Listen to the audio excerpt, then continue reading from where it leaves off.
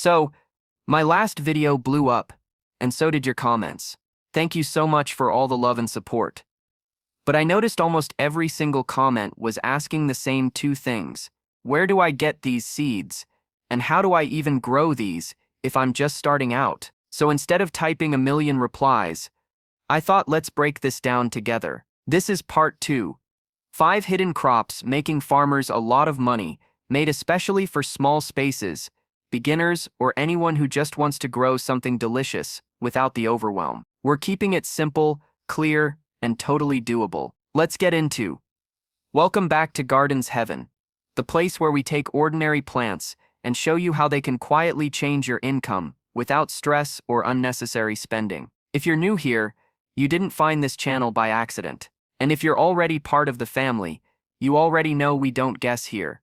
We plant with purpose. Before we dive in, do me a quick favor. Tap the like button, so this video can reach more gardeners who were just as confused as you were after part 1. And if you haven't subscribed yet, go ahead and do that now, because this channel is all about helping you turn what you already have into something that actually pays. Alright, let's get into it. Number 1.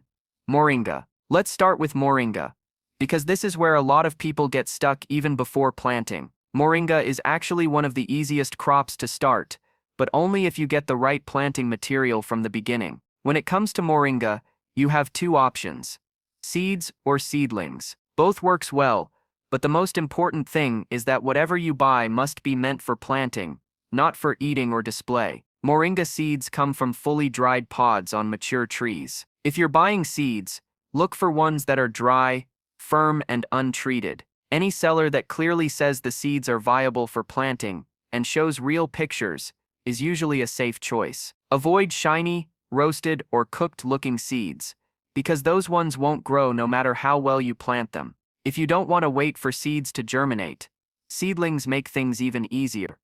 Many plant nurseries and online garden stores sell young moringa plants that are already growing. What you want to see is a healthy green stem, fresh leaves, and no signs of wilting or yellowing. A weak-looking seedling will struggle later, so don't rush this part. Planting moringa is very straightforward. Choose a sunny spot with soil that drains well. Make a small hole, place the seed about a few centimeters deep, cover lightly, and water gently. If you're planting a seedling, dig a hole just big enough for the roots, place it upright, fill the soil back in, and water once. After that, resist the urge to overwater. Moringa hates soggy soil, and too much water is one of the fastest ways to kill it. The biggest mistake people make with moringa is doing too much. Too much water, too much fertilizer, too much attention. Once it's established, moringa prefers to be left alone. Give it sunlight, light watering, and a bit of time,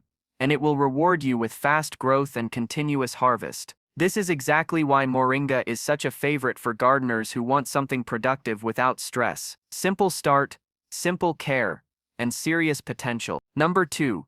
Tiger nut. Tiger nut is another crop people keep asking about, because many don't even realize the seed is already sitting in markets as food. The key thing to understand is this: not every tiger nut you see can be planted.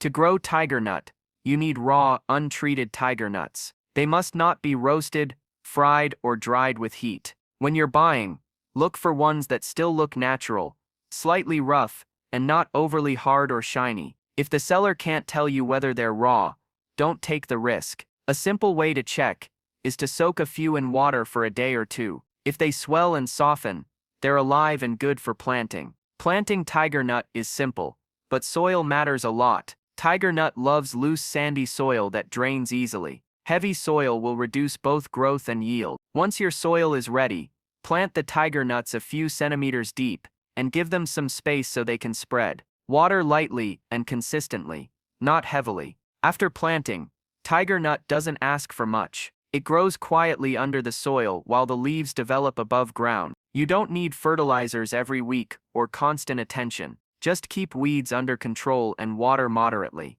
Overwatering is one of the quickest ways to reduce harvest. The beauty of tiger nut is that it takes patience, not stress. After a few months, when the leaves start drying back, that's your sign. Under the soil, a generous harvest is waiting. It's one of those crops that rewards calm gardeners, and once you grow it successfully the first time, you'll understand why people keep coming back to it. Number 3.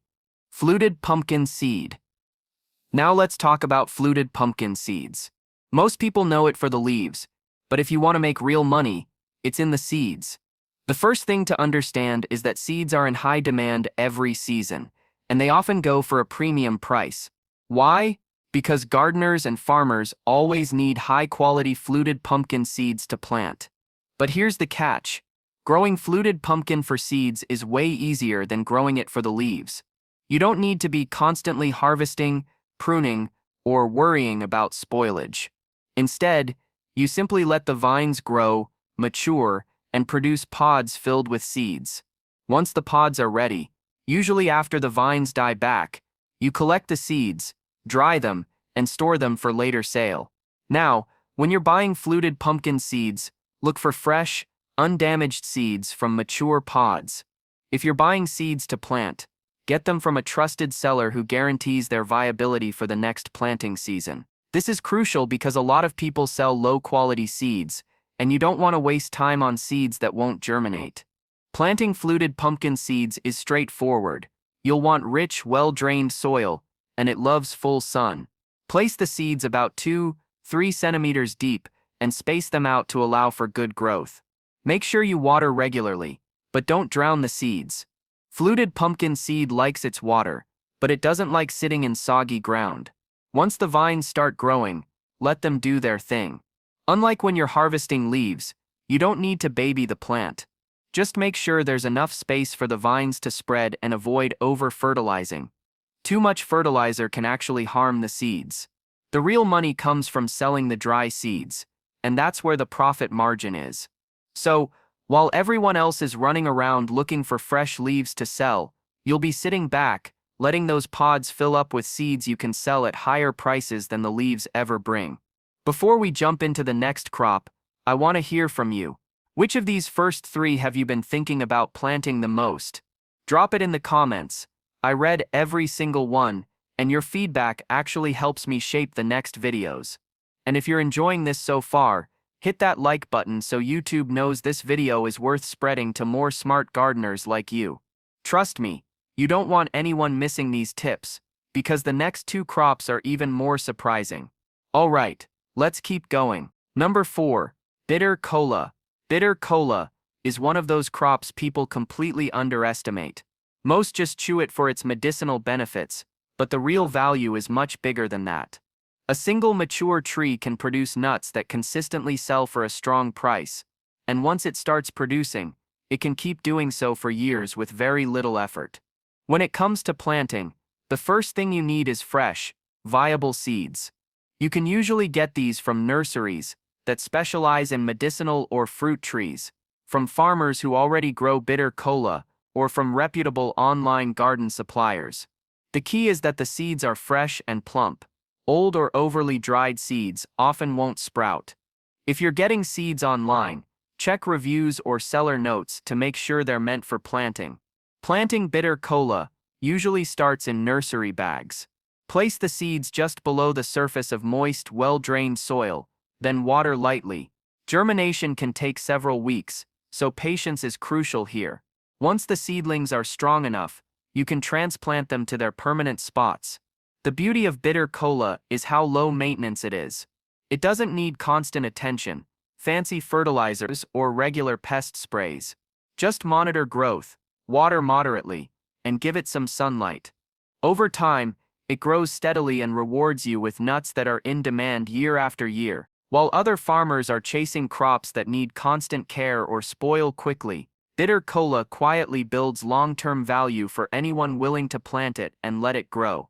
It's one of those hidden gems that makes smart gardeners look like they're always one step ahead. Number 5. Turmeric. Turmeric is one of those crops people often overlook because it grows quietly underground. Yet it's one of the most profitable small-space crops you can grow. From fresh rhizomes to dried powder, skincare products and herbal remedies, the demand is steady, and prices are surprisingly strong. The first step is getting healthy turmeric rhizomes. You can source them from nurseries, garden centers, or online plant suppliers that clearly state the rhizomes are meant for planting, not cooking. Look for firm, plump pieces with visible growth buds. Avoid shriveled or damaged rhizomes because they're unlikely to sprout. Planting turmeric is simple. Prepare a well-drained, fertile bed or a large container. Plant the rhizome horizontally, with the growth buds facing up, covering it lightly with soil. Mulching helps retain moisture and protect it from direct sun. Water moderately, keeping the soil consistently damp, but never soggy. Turmeric grows steadily and rarely needs pesticides. After a few months, you'll see lush green shoots, and in about 8–10 months, it's ready for harvest. The beauty is that it stores well when cured properly, so you're not under pressure to sell immediately. You can wait for the best price, or process it into powder to increase value. While other crops fight pests, weather, and spoilage, turmeric quietly develops underground, building value and rewarding patience. It's subtle, low maintenance, and extremely profitable for anyone willing to give it the space to grow. And there you have it, 5 more quiet little money-making crops, now with the exact planting tips and sources you've been asking for. If you plant even one of these properly, you could start seeing results and building income quietly, without chasing the same crowded crops everyone else is after. I want to hear from you. Which of these 5 are you going to try first? Drop it in the comments. I read every single one, and your feedback actually helps me create videos that give you real value.